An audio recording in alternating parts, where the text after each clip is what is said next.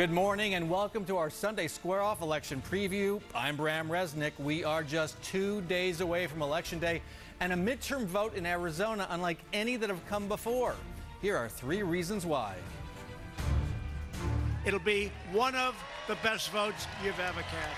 This is a historic election. 2018 is the year Arizona was crowned a battleground state. The race for our open U.S. Senate seat could decide which party controls the Senate. The winner of that race, Martha McSally or Kyrsten Sinema, will be Arizona's first female senator. It is also a record-breaking election. More than $100 million spent on TV ads targeting voters. Those voters turning out in numbers we haven't seen in more than a decade. And it could be a change-making election. Will Arizona Republicans extend their decade of control over state government? Or will Arizona Democrats break historic hexes that have kept them out of power? And we're breaking it all down this morning. We're starting with 2 guests, Josh ZARAGOZA of Elected Digital and Paul BENTZ of High Ground Consulting. Paul's a pollster. Josh very intimately familiar with polling numbers, digital trends. And there's so much interest in this election and the numbers and tracking the early vote. You guys are going to help us understand it. First, though, I want to put some numbers up on the screen, what's happened so far. And so far, almost 1.4 million early ballots have been cast. That's about 60% of the projected total of 2.2 million votes. That could go higher. That projection could grow. Republican voters have an 8.6 percentage point edge over Democrats in return ballots. Remember that number, 8.6 percentage points. We'll explain why in just a minute. And here's a really interesting story. Almost 60% of the Democratic ballots, 6 in 10, have been cast by women. On the Republican side, 50% of the early voters are female. That is fairly typical. Before we get to the numbers, the question on everybody's mind, are we seeing a blue wave, a blue ripple, a blue puddle? Paul.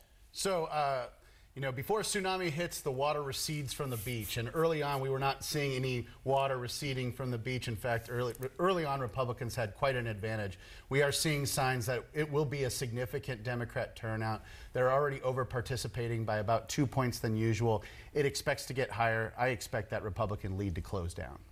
Close down? Close down to and 8 or lower. Okay, and that lead, that's the 8.6 percentage point number, which is the difference between the Republican turnout and the Democratic turnout. Correct. So you're not saying wave, you're not saying puddle.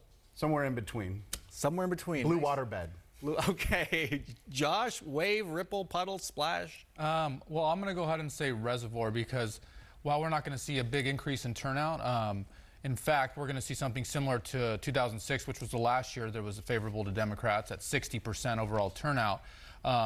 We are seeing somewhat of a ripple right now at 8.6 Republican advantage because if you look at 2014, there was a Republican plus 11 advantage. So I think I'm going to make the prediction. I'm sticking with the one prior to the election. I think we're going to end at a Republican plus 7 advantage, which would be a nice little wave. Okay, so but what does that mean when it comes to the polls we're seeing and also the final results? Because that's something, as we're looking at polls, that's something we look closely at. What advantage are the pollsters showing? So talk about that. I think we're facing a dead heat. Our latest poll showed McSally ahead by 1, but that was with a Republican model of plus 10. We now know it's down to plus 8.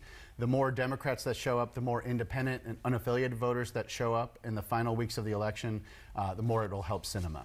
But isn't it also fair to say we're seeing somewhat of a Republican ripple as well, that Republicans are almost keeping up, but not quite, and it looks like we might have record turnout? Well, yeah, I think what'll be critical, especially to the Sinema-McSally race for Congresswoman Sinema, is 2 things. Right now, most polls show her winning anywhere from 60% to 66% of the independents, which will be critical to win.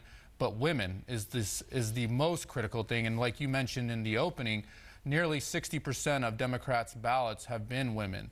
And that 16% increase, I looked, are coming from a lot of women that vote in presidential elections but haven't voted in midterms in the past. So they are what you would call new voters in midterm election. And those voters are critical for Sinema's win.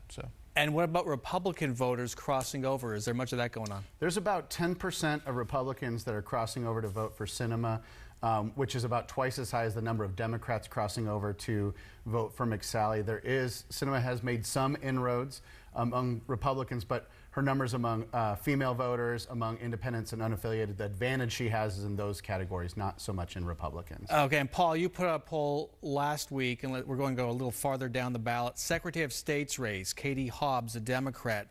Toss-up with Republican Steve Gaynor. That's a #2 office in the state. He's become governor multiple times over the last 20 years. Correct. 4 times in the last 4 decades. Yes. School superintendent, Democrat Kathy Hoffman, toss-up with Frank Riggs. What are those races telling us? So what we're finding is that female candidates are having a great deal of luck compared to their Republican older male counterparts.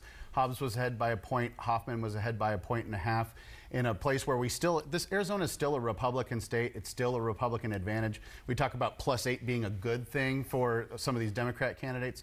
Despite it being a Republican advantage, we do see 2 Democrat candidates in the lead compared to their Republican opponents. Josh, I want to end with you. We talked about the ads. It's not just on TV, but also on social media. What are you seeing there? Do people just tune this stuff out by now? Because we've been deluged like we never have before. Yeah, I'm getting the question right now, what could the candidates do to flip the narrative of the race, or perhaps put it in their corner or their win column?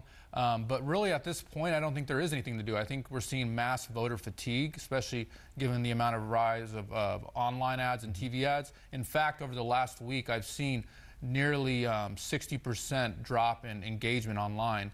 And that's looking over a series of 5 to 6 campaigns.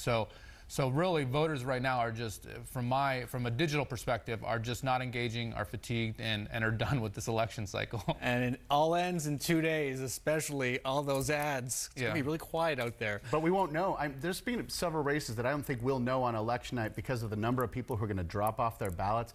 I think we can say it's going to be over on Tuesday, but we'll still be looking at results on Wednesday, Thursday, Friday. That is the safest prediction of all. Paul BENTZ, Josh Zaragoza, thanks so much for joining us. Thank you. When we come back, who's winning, who's losing, and why? Our political insiders break down the U.S. Senate race between Martha McSally and Kyrsten Sinema and explain why David Garcia's campaign for governor broke down against Doug Ducey. Then we go down the ballot. Could Democrats Katie Hobbs or Kathy Hoffman break their party's losing streak for statewide office? And who's the favorite in the race for Phoenix mayor? Stay with us.